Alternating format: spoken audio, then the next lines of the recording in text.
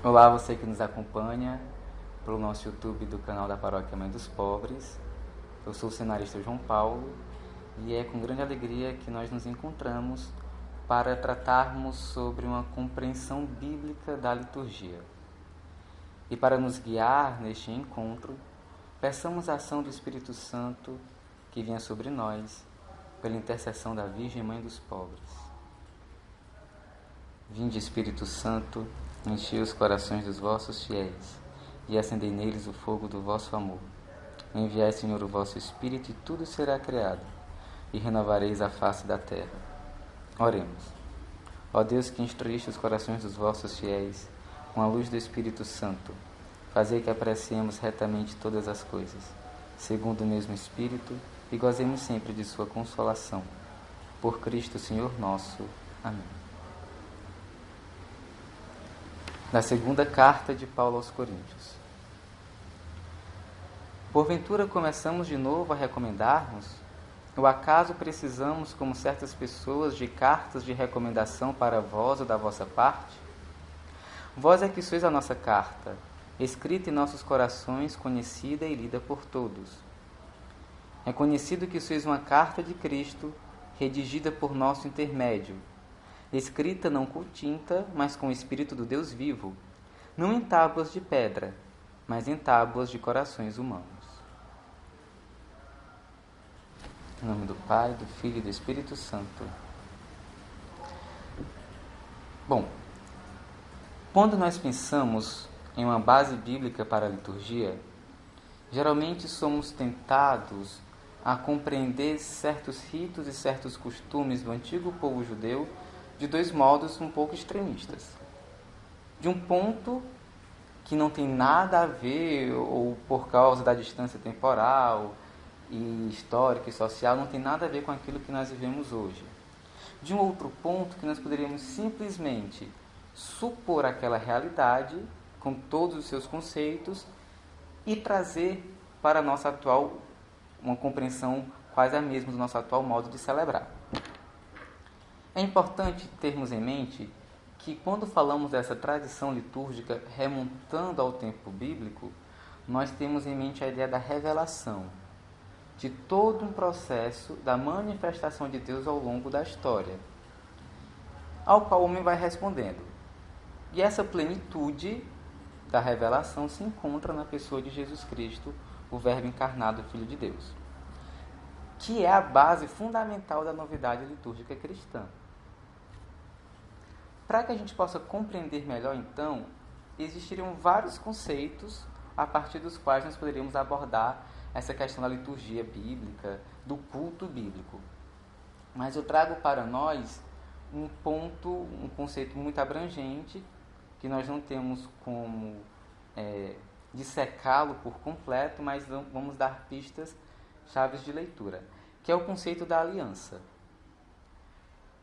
E nós vamos tratar esse conceito a partir da aliança de Deus com os patriarcas, da aliança de Deus com o povo de Israel no Sinai.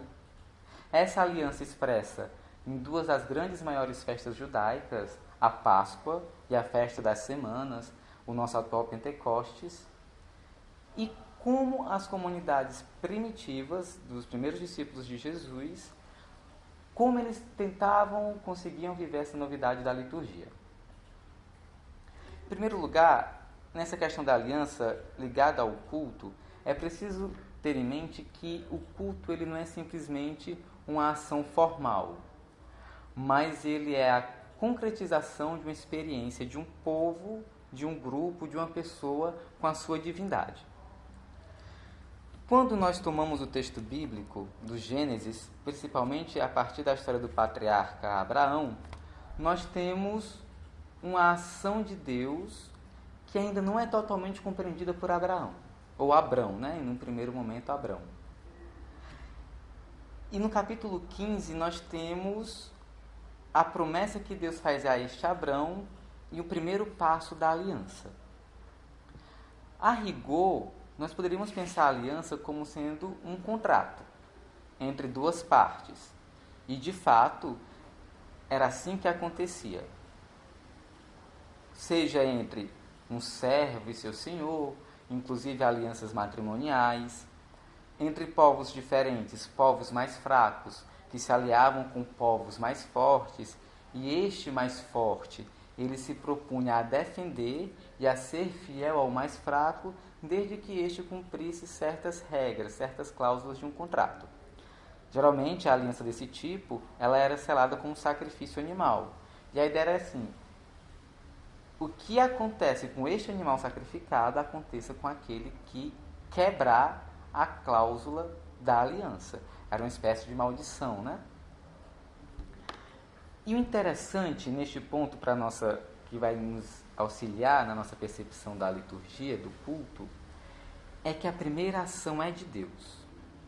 Deus chama Abraão, ou Abrão no primeiro momento, com ele se compromete e lhe jura descendência. É interessante que Abrão, ele era casado com mulher estéril. Como ele poderia dar descendência a esse Deus? Mas a promessa de Deus, a aliança de Deus, vai se dar exatamente em que ele pega a fraqueza daquele com quem faz a aliança e mostra que ele é a força. Essa relação de Deus com Abraão, ela vai ser simbolizada no ato da aliança, que nós vamos conseguir perceber a partir de Gênesis, que é capítulo 15, versículo 8 seguintes. Nesta aliança é Deus quem toma a dianteira e se compromete com Abraão. Abraão, na verdade, não teria como corresponder à altura das promessas de Deus. Mas é Deus quem toma para si a dianteira de resgatar Abraão. E isso se liga diretamente à queda dos primeiros pais. Porque naquela sequência de quedas, de derrotas, de desonras, culminando com o dilúvio, a humanidade se perde. Ela não consegue, por suas próprias forças, retornar àquela intimidade com Deus que tinha no paraíso. Então Deus mesmo toma a dianteira diante da humanidade e em Abraão promete uma descendência que será abençoada, a descendência do seu povo.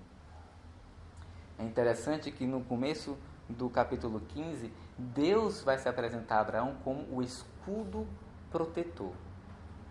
É Ele quem vai proteger Abraão. E nesse pacto de aliança, Deus pede a fidelidade a Abraão, que vai se estender a toda a sua descendência, não é? A fidelidade diante de possíveis cultos de outros deuses e de outras deusas. Não. Abraão e sua descendência pertencem a Deus, ao inominável, ao eterno. E isso será marcado pela circuncisão. Um outro ponto que assinala ainda hoje Israel como um povo pertencente a Deus. O que é que isso tem a ver com o nosso culto cristão, liturgicamente falando?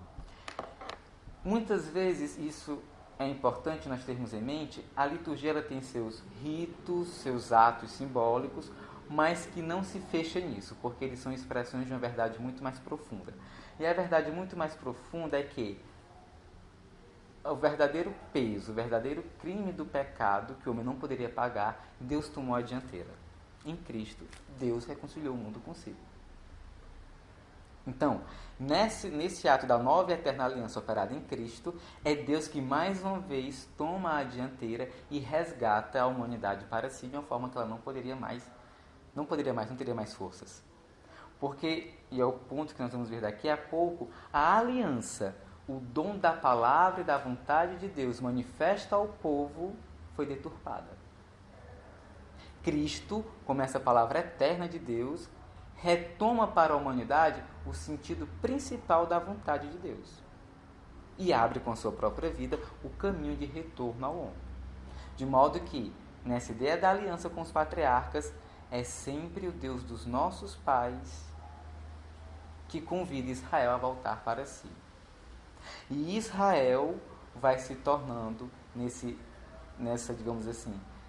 contato, né? De queda, de obediência, de desobediência, de penitência, de desonra, de louvor, de falsos louvores. Israel ainda assim é sempre chamado a ser, na obediência à lei, luz para as outras nações. E eu destaco aqui 2 livros bíblicos que deixam isso de uma forma muito clara. O livro do profeta Isaías, que mostra Israel como este chamado a ser luz para os povos. E mais antigo do que Isaías, nós temos Oséias, que vai apresentar Israel nessa perspectiva da aliança, mas de um modo simbólico muito mais bonito. A aliança como matrimônio. Dentre todas as nações, o povo de Israel é eleito por Deus. Não porque é o melhor, como a gente vê no Pentateuco, principalmente no Deuteronômio, não porque é um povo grandioso, porque é um povo numeroso, porque é o mais forte. Mas Deus se apaixona por Israel na sua fraqueza, para daí fazer dele um povo grande, que deve estender raízes sobre todos os outros povos e proclamar este nome de Deus. Deus que na sua aliança se compromete em fazer de Israel para si. De certa forma, aí tem a questão da aliança. Deus que na sua aliança tem em vista resgatar a humanidade para aquela intimidade primeiro. Daí que a ação de culto oferecida por Israel, e que também é a nossa em Cristo, não é um ato de troca de favores. Deus faz por Israel, Israel responde com um culto, mas é uma expressão de intimidade. Deus faz por Israel, e Israel, abraçando essa manifestação de Deus, responde no ato de louvor, no ato de culto. E aqui um ponto que exprime de modo muito belo essa questão da aliança é a lei. Né? Tem o versículo 5 do Salmo 119, ele diz assim: que os meus caminhos sejam orientados para a guarda dos teus justos decretos. Quando nós falamos da lei de Israel, que poderíamos entender como a Torá, que são os livros do Pentateuco, nós não poderíamos resumir isso apenas ao seu aspecto jurídico, né, dos 10 mandamentos. Né? A Torá é muito mais do que isso. E quando se fala de lei, poderíamos perceber também a conotação de instrução. As instruções de Deus dada a Israel por intermédio de Moisés. E aqui Moisés ele tem um papel muito específico que, digamos assim, relembra muito dos aspectos, inclusive, do sacerdócio cristão, né? O sacerdócio ordenado cristão e também do sacerdócio em sentido amplo da comunidade dos batizados, né? Após a saída do Egito, o povo fiel no Deus libertador, que age através de Moisés e Arão, ainda não conhecia muito bem quem era esse Deus. Sabia que era o Deus de seus pais, de há muito tempo, e que a este Deus deveria prestar culto, mas tinha se esquecido deste Deus. E se esquecendo deste Deus, Israel esqueceu de quem era ele. O episódio do bezerro de ouro no deserto, em Êxodo 32, ele deixa isso bem claro.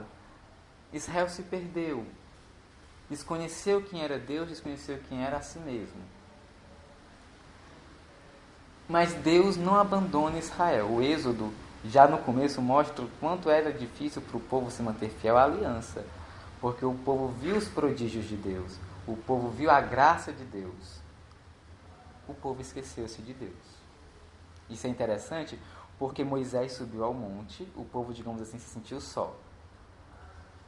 Na nossa concepção em relação à liturgia, sobretudo na celebração da Santa Missa, e de modo muito especial também na meditação constante da Palavra de Deus, nós temos a presença de Deus em nosso meio. E quantas vezes, quando nos sentimos sós, é fácil nos perdermos em meio aos outros ídolos. De modo que aí é que está a base que fundamenta a nossa participação no nosso culto litúrgico. A comunidade de batizados, ela não é cristã católica só quando está na missa, numa adoração ou no encontro de igreja. Deus é presente em nosso meio constantemente. porque a nossa vida, pela graça do batismo, ela é uma manifestação clara, deve ser uma manifestação clara da ação do Espírito de Deus que age em nós. De modo que, como diz os documentos da igreja, a Santa Missa ela é o ápice da vida da igreja. Ela é, digamos assim, o processo mais alto de nossa caminhada, que nos sustenta em nossa vida cotidiana, mas que atesta que a nossa vida ela não se perde nessa cotidianidade, que é preciso subir ao monte. E nesse monte, a exemplo de Moisés, encontrarmos a lei, que é para nós a palavra perfeita de Deus, Cristo Jesus, o Verbo encarnado. Para a nossa compreensão em relação à liturgia, a lei que age em nós é a lei da liberdade no Espírito, que anima e vivifica a Igreja. Desde aqui já desponta que a reta celebração litúrgica pressupõe, como já foi dito, não uma troca de favores, mas uma relação de intimidade. Destacamos aqui a figura de Moisés como intercessor em favor do povo pecador diante de Deus. A figura sacerdotal de Moisés parece prefigurar de algum modo já aquilo que o sacerdócio cristão, em sentido amplo, dos fiéis batizados, e em sentido específico no ministério ordenado é chamado a ser consagrados totalmente a Deus, anunciadores da palavra, que para nós não é um conjunto de preceitos, mas fundamentalmente, como já foi dito aqui, a exaustão próprio Cristo. E aqui chegamos a um ponto crucial. A aliança celebrada no culto, sobretudo nas grandes festas, e cumprida na obediência à vontade do Eterno, tende a santificar o povo. E aqui santificar em sentido primeiro significa separar.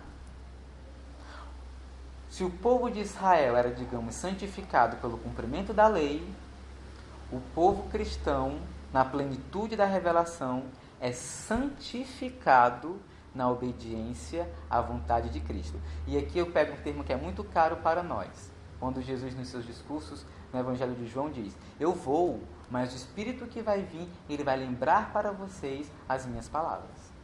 Então é a obediência à palavra, na vivência da vida semelhante à de Cristo, tendo os mesmos sentimentos de Cristo, como nos recorda o apóstolo Paulo, é que a comunidade cristã ela consegue ser santificada, separada, não num sentido exclusivista, mas como naquele sentido da atenção que ela chama do mundo.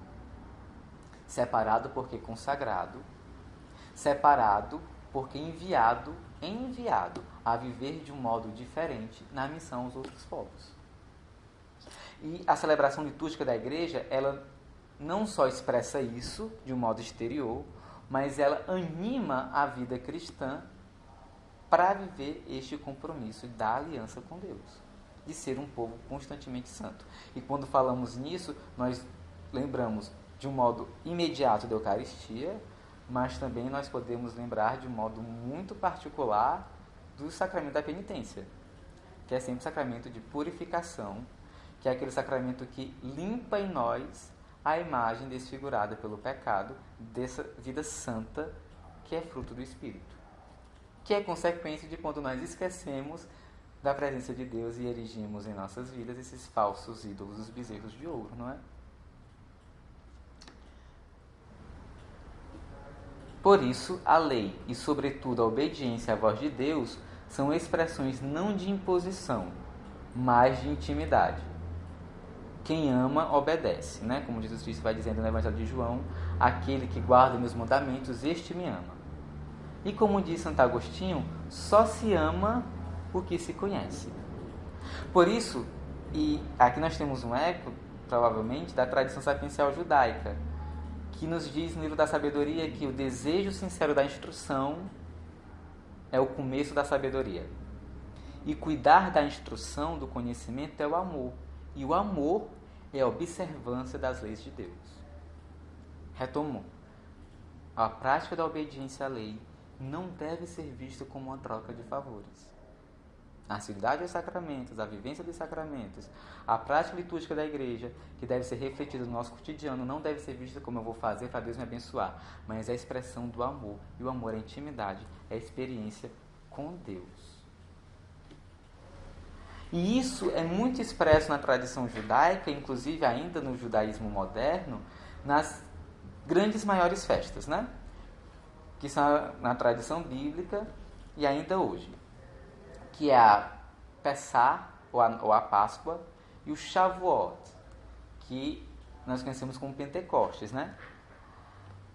Ambas as festas, elas estão intimamente ligadas e elas têm a sua raiz na celebração agrícola dos povos árabes, né? O ritual da Páscoa é o de uma festa de pastores, que se aproxima dos sacrifícios primaveris dos antigos árabes para a preservação e para a fecundidade do rebanho. 50 dias depois, nesse período, se celebrava a festa das semanas. Daí o nome grego Pentecoste, dos 50 dias, que é o Shavuot, que são duas festas intimamente ligadas. A Páscoa se tornou, originalmente que era essa festa agrícola, hoje é a festa por excelência da libertação do Egito para o povo judeu. E é interessante porque no ritual da Páscoa não se tem alusão ao templo, não se tem alusão a um sacerdócio hierarquizado, mas ela é eminentemente uma festa familiar. O que no moderno judaísmo não anula certos rituais da sinagoga. Mas isso é interessante porque Jesus, celebrando a sua Páscoa, celebra com seus discípulos uma liturgia familiar. A liturgia cristã, nós vemos isso nas primeiras comunidades, a Páscoa cristã, a celebração do culto cristão em memória de Cristo, na memória de Cristo, ela deve ser essa comunidade familiar. Não é à toa que é comum entre as comunidades cristãs nos chamarmos de irmãos e irmãs, porque nos reunimos nesta instituição familiar. Somos irmãos. E o reconhecimento do outro como irmão é uma prerrogativa muito necessária para a correta celebração da liturgia. E isso, no capítulo 11 da carta de Paulo aos Coríntios, fica muito claro. Daquelas pessoas que chegavam e queriam comer tudo, e quando os pobres, os mais simples chegavam, não tinham nada da refeição. E Paulo pergunta, olha, vocês comem em casa, aqui não é lugar para isso, aqui é uma refeição fraterna. Essa dinâmica da Páscoa, para nós, ela deve expressar muito claramente isso. A igreja cristã, ela é sinal do corpo místico de Cristo, resgatado em seu corpo. Continuando o nosso conteúdo, nós passaremos agora para uma outra grande festa do povo judaico, que é a festa do Shavuot, que nós conhecemos comumente pelo seu nome grego, Pentecostes. Pentecostes é a festa das primícias por excelência, e a dos ázimos, que se liga à festa da Páscoa, não é outra coisa senão a sua preparação, e as duas se enquadram no tempo da ceifa, né? Como nos vai explicar Carmine de Santi e outros autores. Essa festa, que é celebrada no 50º dia depois da Páscoa, ela tem como base fundamental a noção de que Deus é o benfeitor do povo de Israel. Então, a festa das semanas, ela é também a festa dos dons.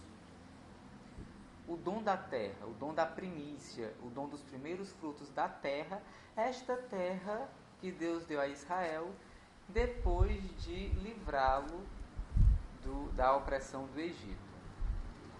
Então, nós temos o Deus dos patriarcas que vocaciona Israel, Israel que celebra esse culto entregando-se a Deus.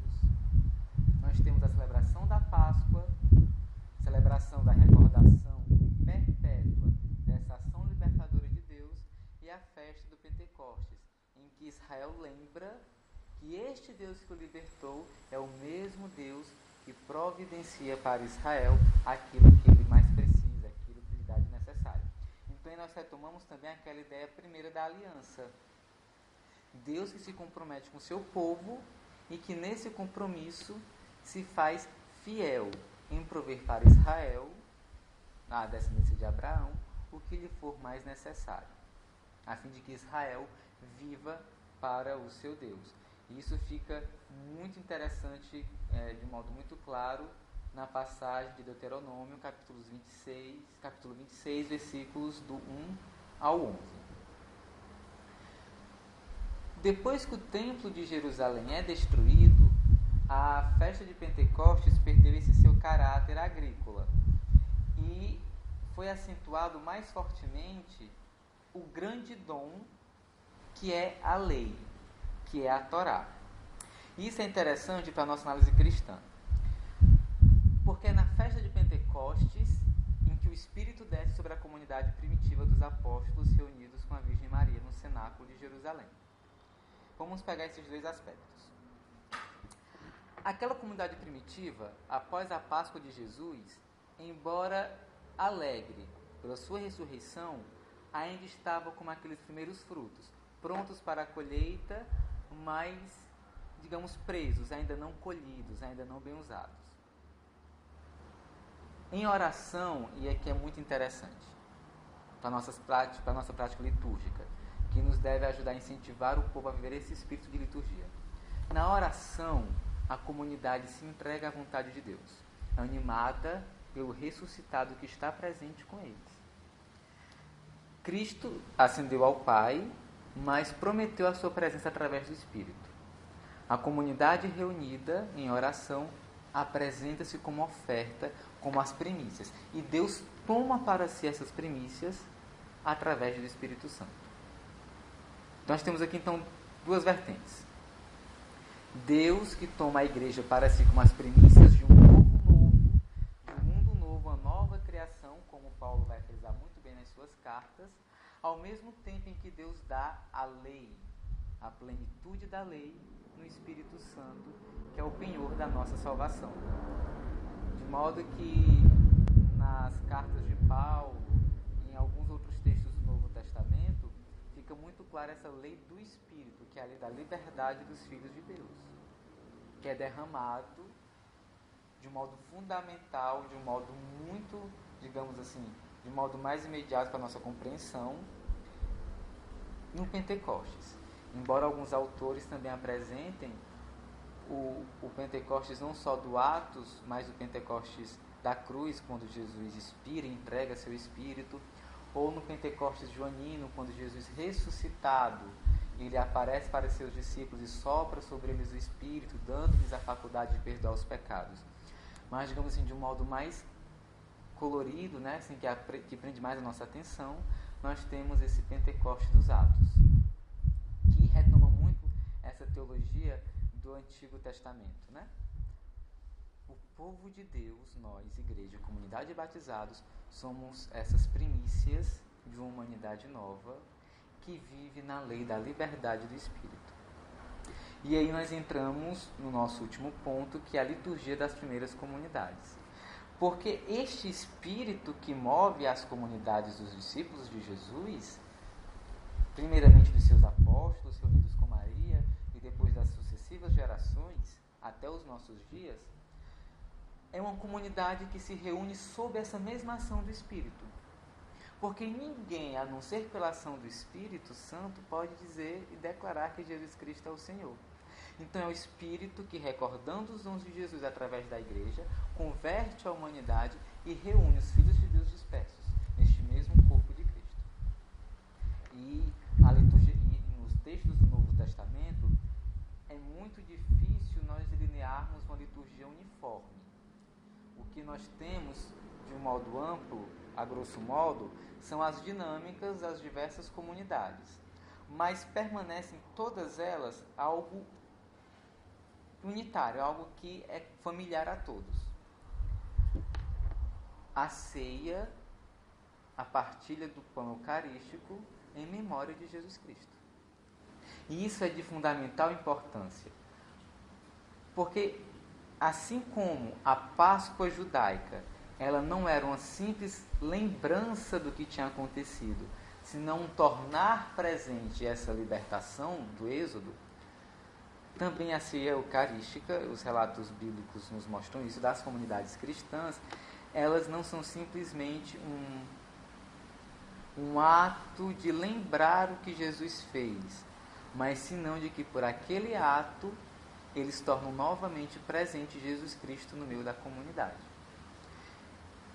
E aí se retoma toda a questão da necessidade de como a comunidade se apresenta naquele encontro. Não de como eu me apresento para o meu irmão ou para a minha irmã, mas de como eu me apresento com ele, com ela, na presença de Deus. E que influência isso posteriormente tem em minha vida. É interessante o fato de que nesta ceia da comunidade primitiva, todos os fiéis batizados tinham direito de participar e deveriam ter clara consciência das obrigações que esta impunha. Daí recordamos o que já foi dito, não imposição como uma troca, mas como intimidade com Deus. E a novidade da vida cristã parece resplandecer muito fortemente neste ponto, no reconhecimento da dignidade do irmão e da irmã que ceia junto e que merece atenção por parte da comunidade. O que não é simplesmente uma mera filantropia, porque as comunidades judaicas, as comunidades pagãs, também tinham entre si, entre seus mini-grupos, digamos assim, esse contato. Quem pertence no meu grupo é bem aceito e tal.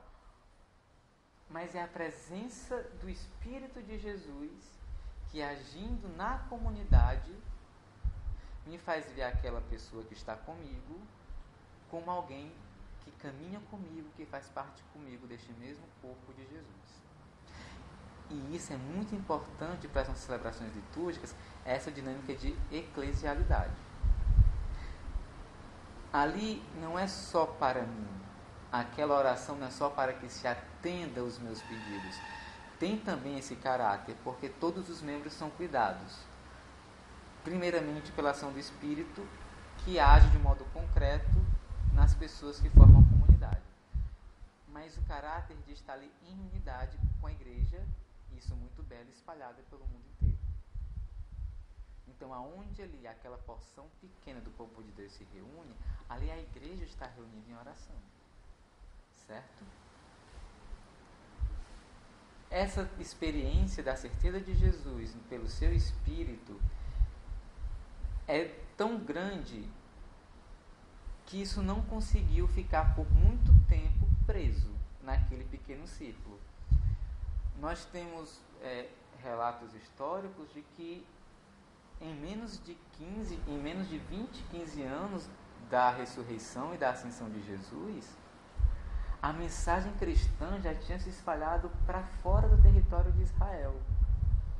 Isso mostra que essa ação da igreja, ela é realmente algo tão profundo.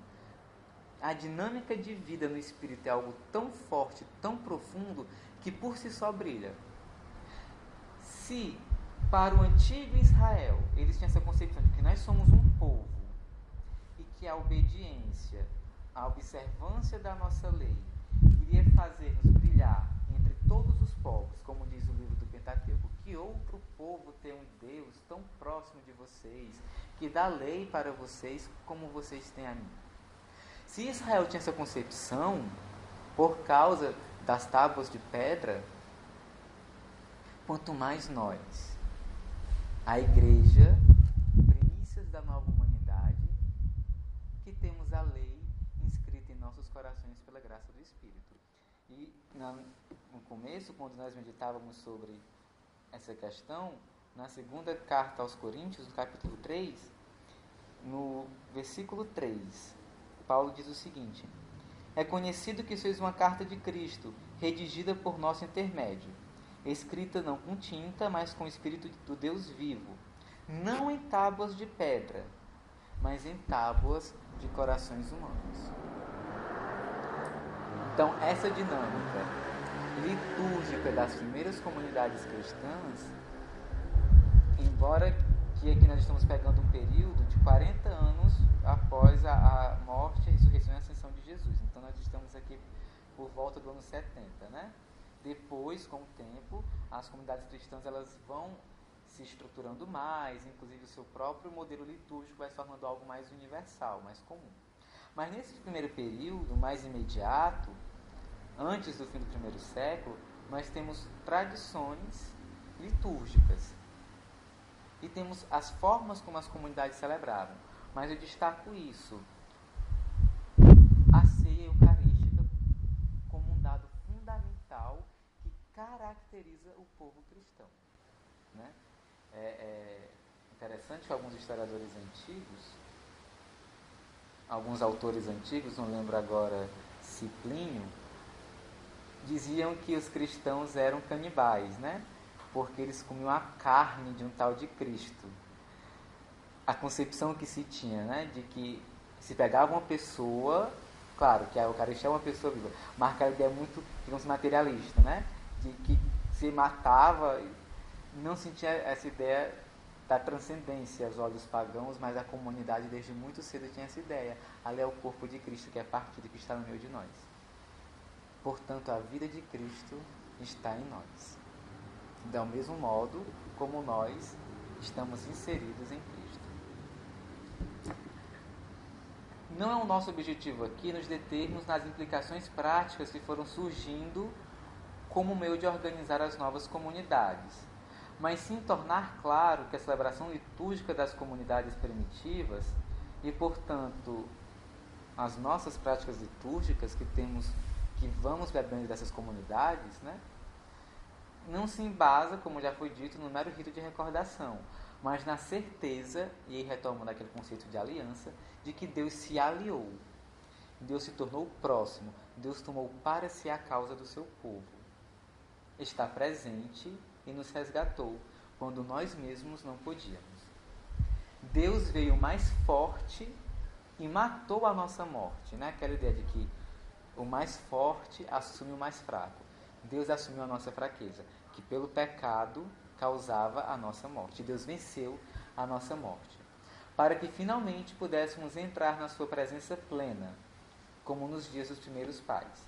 Então, assim, a humanidade, ela é convidada a essa conversão, e a igreja é este caminho da ação de Deus no mundo. Caminho ordinário, caminho comum pelo qual Deus age para a salvação do mundo. Depois do Concílio Vaticano II, acho uma expressão muito bela. A igreja, talvez não, fruto também da concepção patrística, né? A igreja como esse sacramento da salvação. A igreja como esse sinal e ação clara de salvação de Deus para a humanidade. Então, essa ideia da aliança, biblicamente falando, partindo para a nossa compreensão litúrgica, ela é mais do que uma referência a uma forma de celebração, mas uma forma de ser na celebração. E o que é isso que anima a nossas comunidades, o que deve animar as nossas comunidades? É exatamente esta compreensão de que o que estamos fazendo, ela ultrapassa e deve ultrapassar qualquer tipo de interesse social, político das comunidades. Dialoga com isso, reflete sobre isso, mas é fundamentalmente um reportar, um atualizar, na falta de um termo melhor, mas no sentido muito mais profundo, de tornar atual a presença de Deus no meio do seu povo e através do seu povo. E a liturgia como um ato profundo de fé da comunidade, como uma expressão do movimento do Espírito no coração dos fiéis, organizados na igreja como instituição. É essa prática litúrgica que vai dar o tom da vida cristã. E com esse olhar nós conseguimos compreender, por exemplo, o ano litúrgico, a grande festa dos santos, as obras de caridade que devemos viver sempre, mas em determinados períodos do ano litúrgico, sobretudo na quaresma e na Semana Santa, né, como o jejum, eles têm um sentido muito mais profundo a partir disso. É da experiência da humanidade com Deus, de uma humanidade convidada a ser novamente de Deus e a transformar novamente este mundo nesse jardim de intimidade.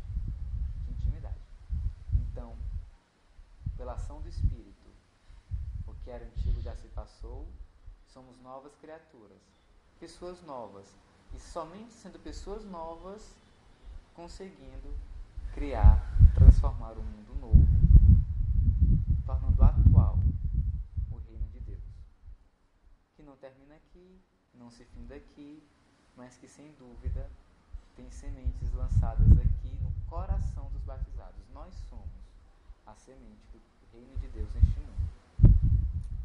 Muito obrigado. Deus nos abençoe. Amém.